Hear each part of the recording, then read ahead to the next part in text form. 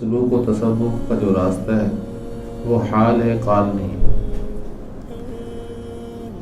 قول کہتے ہیں باتیں کرنے کو، اور حال کہتے ہیں کیفیات کو۔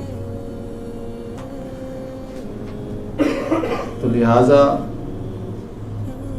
ہم ابھی باتیں ہی کر رہے ہیں، یہ قول ہے، یہ حال نہیں۔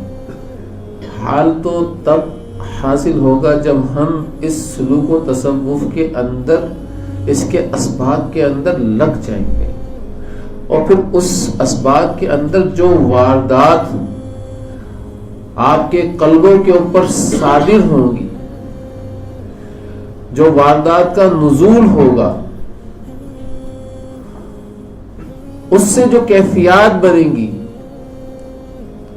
وہ پھر شیخ بتائے گا کہ بھئی کیفیات کیا ہیں، اس کے بعد وہ آپ کو چلائے گا۔ تو لہذا